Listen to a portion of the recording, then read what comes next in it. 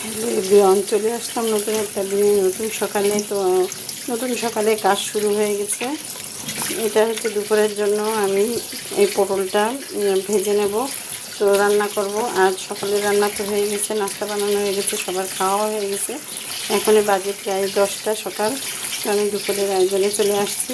এখানে পটল আমি ভেজে নেব, এই জন্য পটলের সাথে একটু ভালো করে ধুয়ে নিচ্ছি। তো আসুন কী করে করি সেটা আপনাদের সাথে দেখাই, কিছুক্ষণ আপনাদের সাথে একটু কথা বলি। বাস, এটা লবণ আর হলুদ দিয়ে মাখানো হয়ে গেছে। এখন তেলের ভিতর দিয়ে ভেজে নেব। তো কড়াইতে তেল দিয়ে দিলাম, দিয়ে এখানে একটা করে পটল সুন্দরীকে দিয়ে দিচ্ছি। আর বাইরে বেশ ঠান্ডা ঠান্ডা হাওয়া, খুবই ভালো লাগছে, বাতাসও আছে সাথে। তো পটলগুলো আমি যেভাবে ইচ্ছে সেভাবে দিয়ে আমি ইয়ে করে নিচ্ছি, যে পিঠ ইচ্ছে সে পিঠভাবে এমন করে দিচ্ছি। দিয়ে আমি হচ্ছে এগুলো ভেজে নিব। আর এদিকে একটু গরুর ভুঁড়ি জাল দিচ্ছি কুটার জন্য। এতে আমরা এভাবে কেটে নিয়ে তারপরে একটু জাল দিয়ে নিই, তারপরে পরে ছোট ছোট করে কেটে তারপরে আমরা ভাজি করি কিংবা ভুনা করি, যেটা ইচ্ছে সেটা করে খেতে পারি আর কি। তো ব্যাস, আমার লবণ হলুদ দেওয়া হয়ে গেছে। এখন এটা ভালোভাবে মিশাই নিয়ে তারপরে ডালটা ভালোভাবে দিয়ে নিব। আর এখন এই ছোটো মাছটা অন্য চুলায় চচ্চড়ি বসাই দেবো। তো তার জন্য একটা প্যানে একটু তেল নিয়ে নিয়েছি। তারপরে এই দুটো পেঁয়াজ আর আলু আর কাঁচামরিচ কেটে তো আমি ধুয়ে তারপরে তেলের ভিতর দিয়ে দিলাম। এখন একে একে লবণ হলুদ এগুলো দিয়ে দেবো। আর এই চচ্চড়িটা করতে গিয়ে অনেক মশলা লাগে না, স্বাভাবিক একটু মশলা দিলে হয়ে যায়। এর মধ্যে দিয়ে দিলাম একটু ধনিয়া গুঁড়া, একটু জিরের গুঁড়া আর একটু হচ্ছে হলুদের গুঁড়া আর একটু লবণের গুঁড়া দিয়ে দিতে হবে।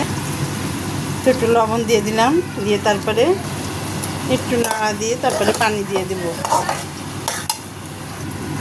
তো ব্যাস হয়ে গেছে। নাড়ায় নেড়ে সমস্ত যেগুলো উপকরণ দিয়েছি সব একের সাথে আর একটা মিশে গেছে। এখন আমি এবার পানি দিয়ে দেব। তো পানি দেওয়া হয়ে গেল, এখন নাড়াচাড়া করে ঢেকে দেব। সব থেকে রান্নার একদম সহজ এই ছোটো মাছ চচ্চড়িটা আমার কাছে লাগে। তো এটা হইতে থাকুক, আমি ঢাকা দিয়ে দিলাম। আর এই চুলাতে তো সেই পটল বসাইছি, সেই পটলগুলো হচ্ছে ভাজি করতেছি। আগে একটু ভেজে নেব। তো এর ভিতরে অর্ধেকটা দিলে ভালো হতো। তো এবার আমি সবগুলাই দিয়ে দেবো। এবার আর এতগুলো দেবো না, এর থেকে বেশি করে যেগুলো আছে আর কি, যেগুলো আছে আর কি এগুলো সব দিয়ে দেবো। তো ব্যাস, আমার সবগুলো পটল ভাজা হয়ে গেছে আর পটলগুলো উঠানো হয়ে গেল। এখন আমি এগুলো রান্না করব। আর এখানে রান্না করার জন্য আমি নিয়েছি এই যে কাশ্মীরি লঙ্কার গুঁড়া, আর এখানে হচ্ছে স্বাদ মতো লবণ, জিরা, ধনিয়া আর যে মাংসের মশলা, আর এখানে গরম মশলা একটু আছে, আর এখানে হলুদের গুঁড়া। সেই প্যানে আমি দিয়ে দেব একটু রসুন বাটা, একটু আদা বাটা আর একটু রসুন বাটা।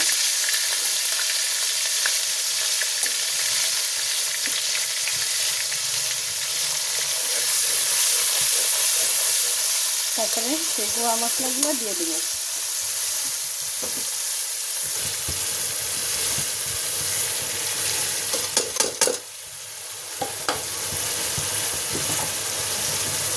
তো একটু পানি দিয়ে তারপরে কষা নেব।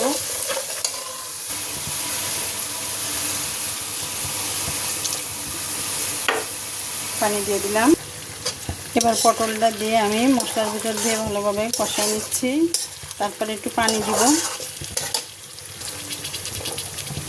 তো অল্প করে পানি দেব, যেহেতু আগে আমার পটলটা সিদ্ধ করাই আছে, ভেজে নেওয়া হয়েছে।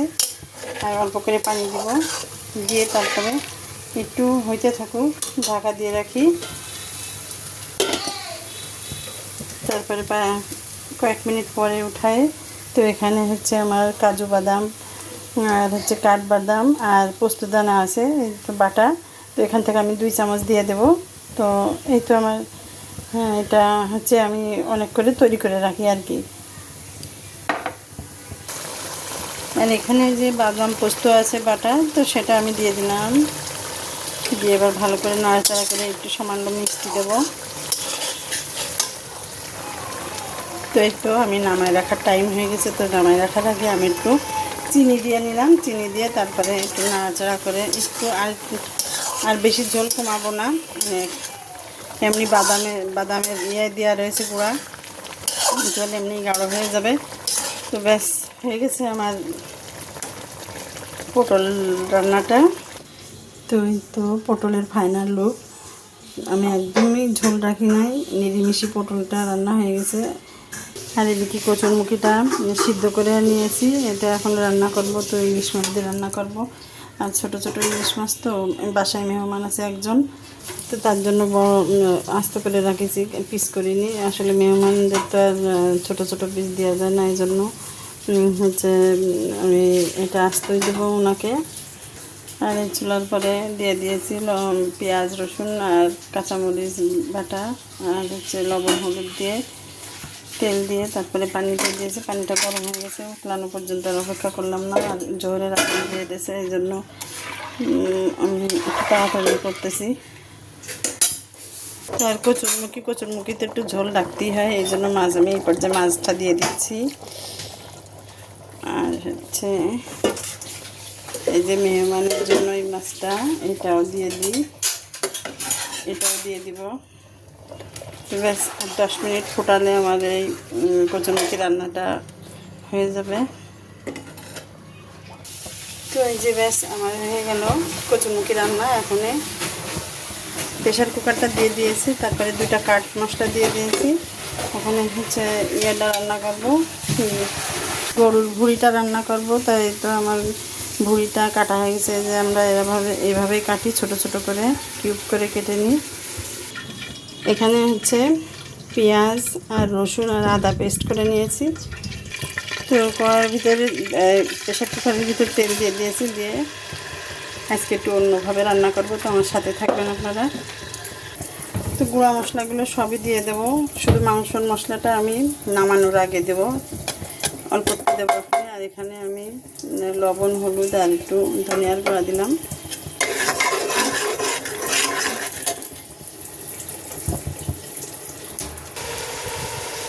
তো ভুঁড়িটা দেওয়া হয়ে গেছে, এখন আমি একটু শুকনো মরিচের গুঁড়া দিয়ে দিলাম, একটু মাংসের মশলা দিয়ে দিলাম। আর আমি নামানোর আগে আবার মশলা দেবো, এই জন্য এখন অল্প অল্প করে দিচ্ছি। আর বেশি কষানোর প্রয়োজন হবে না, কারণ আমি পরে আবার অন্যরকম রান্না করবো। তো এই জন্য এটা হচ্ছে ভুঁড়ি রান্না। আর এখানে হচ্ছে একটু পানি দিয়ে দিলাম, দিয়ে আমি জাস্ট সিদ্ধ করে নেব একটু। তো আমি প্রেশার কুকারের মধ্যে দিয়ে দিয়েছি, হইতে লাগুক। আর বাকি রান্নাটা আমি মাল্টি কুকারে রান্না করব, এই জন্য আমি হচ্ছে মাল্টি কুকার অন করে দিয়ে প্যানটা একটু শুকাই নিচ্ছি। এতে পেঁয়াজ রসুন আমি ভেজে নেব। আর হচ্ছে আমার ইয়েতে গ্যাসের চুলায় সিদ্ধ করে নিয়েছি আমি মশলাপাতি অল্প অল্প দিয়ে। আর এই ভাজার সময় একটু অল্প অল্প করে মশলা দিয়ে সুন্দর করে ভেজে নেবো। তো ভিডিওটা অনেক বড় হয়ে যাচ্ছে, সবটুকু দেখানো যাচ্ছে না, তো মুখে বলে দিলাম খুব দ্রুতভাবে, পুরোটাই দেখাতে পারছি না, অনেক বড় হয়ে যাচ্ছে, এই জন্য এই যে তেল দিয়ে দিলাম। তো তেলটা একটু গরম হলে আমি পেঁয়াজ রসুন কাটা আর কিছু হচ্ছে দিয়ে দিচ্ছি, এই যে টিকায় শুকনো মরিচ দিয়ে আমি একটা কাঠের হাতা দিয়ে নাড়তেছি। আর স্টিলের হাতা দিয়ে নাড়তে গেলে এই মাল্টি কুকারের প্যানগুলো দাগ হয়ে যায়। তারপরে রাইস কুকার যে স্টিলেরটা দিয়ে রান্না করতে গেলে দাগ হয়ে যায়। তো পেঁয়াজ রসুনটা একটু ভালো করে সুন্দর করে ব্রাউন কালার হলে আমি ভুঁড়ি রান্নাটা দিয়ে দেবো এটার পরে। তো আমার মাল্টি কুকারের ভিতরে এই তো আমার ভুঁড়িটা দেওয়া হয়ে গেছে। হ্যাঁ, গরুর ভুঁড়ি, আমার ভুঁড়ি না। আর হচ্ছে দিয়ে পানিটাও বেশ শুকাই গেছে, যেহেতু আমি আগের থেকে আমি গ্যাসের চুলায় রান্না করেছি। আর বাকিটুক আমি ফোড়ন দিয়ে তারপরে আমি হচ্ছে এই যে মাল্টি কুকারে দিয়েছি। আর এখন আমি মশলা আগের থেকে দেওয়া ছিল, আর এখন একটু গরম মশলার গুঁড়াটা দেবো, দিয়ে তারপরে সুন্দর করে ভাজা ভাজা হয়ে আসলে তারপরে হচ্ছে নামায় রাখবো। তো আর কি, এ পর্যন্ত আমার ভিডিওটা এখানে শেষ করতে চাচ্ছি, কারণ অনেক বড় হয়ে যাচ্ছে ভিডিওটা, আর আপনাদের কষ্ট দিব না। তো অনেক বড় হয়ে গেছে, 10 মিনিট 10.5 মিনিট হয়ে যাচ্ছে। তো আজকের মতো এখানে রাখতে চাচ্ছি। আর আজকের ওয়েদারটা অনেক সুন্দর, মানে ঠান্ডা ঠান্ডা আমাদের এদিকে, আর চারিদিকে বাতাসও আছে। তো এভাবে নাড়তে নাড়তে আমি আমার গরুর ভুঁড়িটা হয়ে যাবে রান্না। তো দেখেন পানি একদম শুকাই যাচ্ছে। তো আস্তে আস্তে একটু লো ফ্লেমে ইয়ে করে রান্নাটা করতে হবে, আঁচ দিয়ে, জালটা দিয়ে। তো যদি ভালো লেগে থাকে আমার ভিডিওগুলো, তো ফ্রেন্ড ফ্যামিলির সাথে একটু শেয়ার করে দেবেন, আর সাবস্ক্রাইব করে আমার পাশে থাকবেন। তো আজকের মতো এ পর্যন্ত, সবাই আমার জন্য দোয়া করবেন, আমি সবার জন্য দোয়া করি। আল্লাহ হাফেজ।